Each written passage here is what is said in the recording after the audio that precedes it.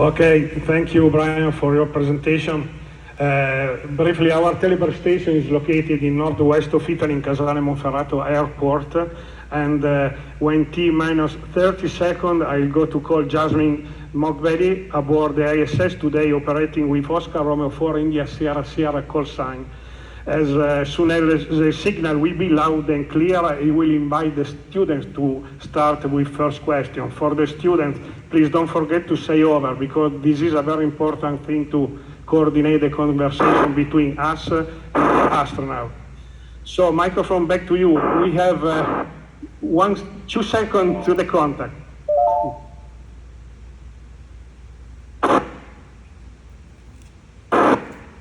Okay, I'm calling now.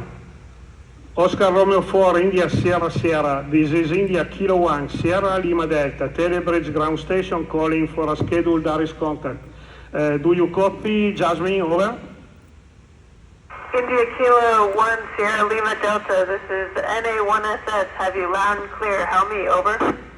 Okay, Oscar Romeo 4, ISS, IK1, SLD. Good afternoon, Jasmin. Happy to meet you from Italy.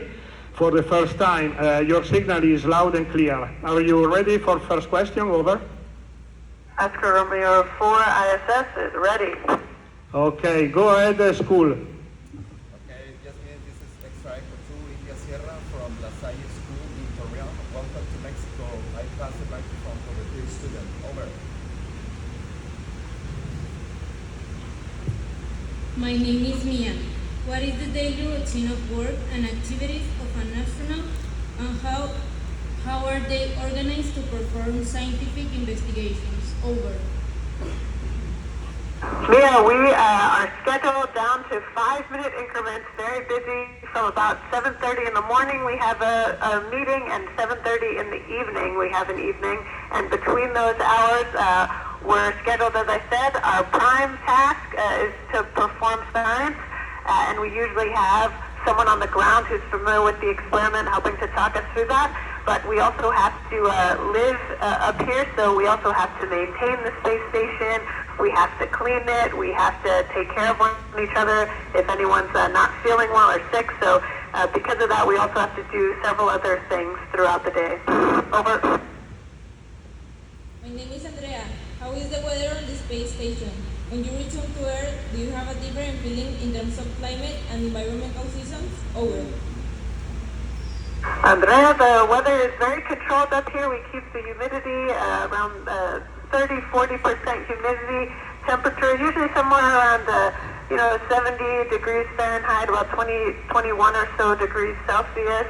And so it's very controlled. When I return to Earth, I will say we've been watching the weather up here and seeing the storms and things like that.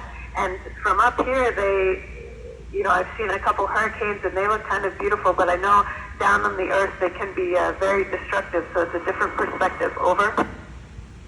My name is Carolina. What was the greatest sacrifice you have made to be able to be where you are now? Over. Carolina, I think the greatest sacrifice has been to my family. I have two twin girls and a husband, and I'm away from them for half a year to be here. And also just throughout my time in the military leading up to coming to NASA, did a lot of deployments where I was away from friends and family. Over. My name is Paola. Do you believe that life exists not only on Earth but also elsewhere in the universe? Over. Donna, I do believe life exists. Humans are incredibly special. Just the fact that we can create something like the International Space Station and travel to space. But I do think there's probably life of some form. Up here I can see the universe is just so expansive and so vast. And to think that there's nothing else living out there seems unimaginable to me. Over. My name is Stephanie. What are you most passionate about in your career as an astronaut? And what would you say to people who aspire to be one? Over. Stephanie, I think something I'm really passionate about in my career is just the aspect of exploration and pushing boundaries. Every time we've done that, and we continue to do that up here with our experiments on the International Space Station, And as we venture back to the moon with Artemis, every time we explore and push the boundaries, we learn more about our home planet, we discover technologies that end up helping us, and I just think it's human nature to explore. Over. My name is Paula. What has been the biggest mental or physical challenge you have experienced on the space station? Over. Paula, I think the biggest mental or physical challenge, I'd probably say mental challenge, when we're scheduled, as I said, very detailed down to the 5 minutes, and if I fall behind on that, I get, very invested sometimes in the experiments we're doing, and the other day I was doing an experiment I really cared about and got behind schedule, and we had to cancel it for the day, and then that, to me, that's really hard when I feel like I got behind on something and caused us to not be able to do part of our mission. Over. My name is Esteban. As a member of Space Station, what has been the most surprising moment you have experienced in space so far? How has it affected you personally and professionally? Over.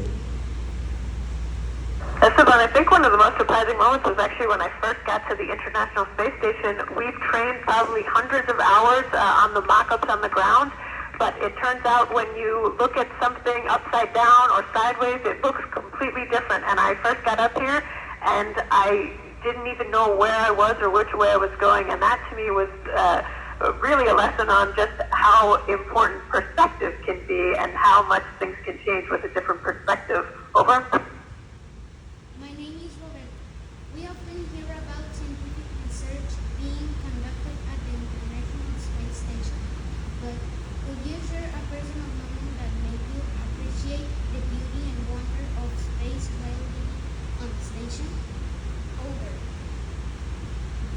Roberto, I think it sounds silly maybe, but a moment for me that was really special was when I first got up here. There were 11 of us on board, and we were from 5 different countries, and just getting together and having a meal and sharing this moment of being in space, orbiting above the Earth, the views that we have, and sharing that with people from all over the world, but it felt like we were just brothers and sisters. Over. My name is Ivana. My dream is to be able to work at NASA. I have been in several science and technology competitions. I am very interested in all that technologies, space, and undiscovered things. What could I do to get there? Over.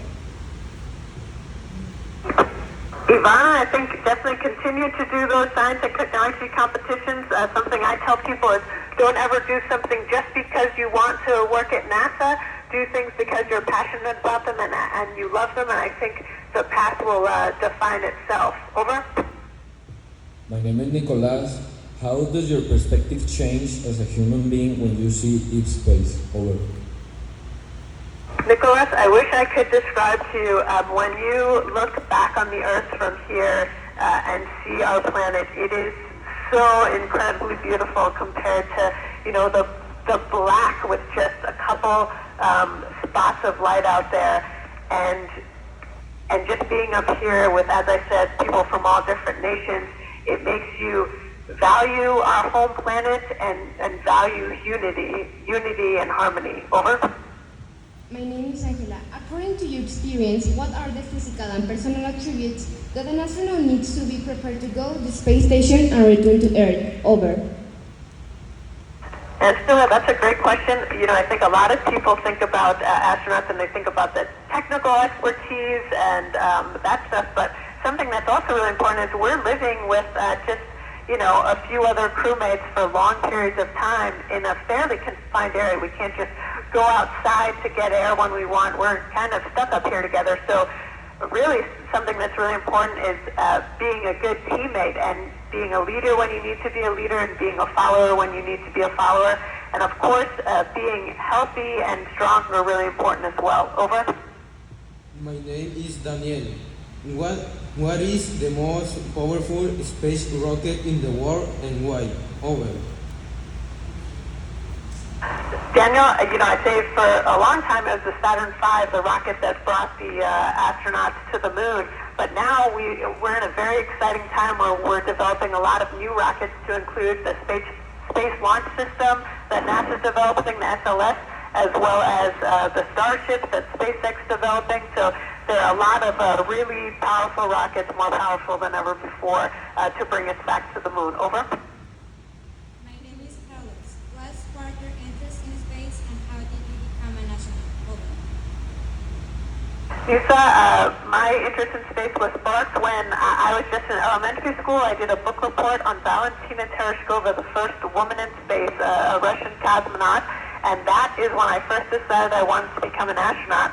And it took almost, I think that was almost 30 years ago now, and I finally made it to space. And in that time in between, I studied hard.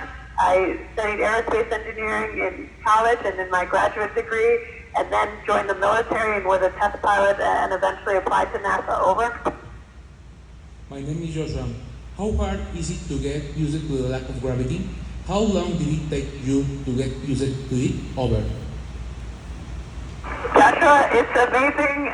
When you first get up here, it is so overwhelming because basic things like going to the bathroom or getting around or eating food all seem very foreign to you doing it in zero gravity. It's a steep learning curve, but you quickly adapt and you learn that you could see things from different angles and how to anchor yourself down without gravity. But things as simple as unpacking a bag become very difficult when you don't have gravity to hold things down. Over. My name is Kayla.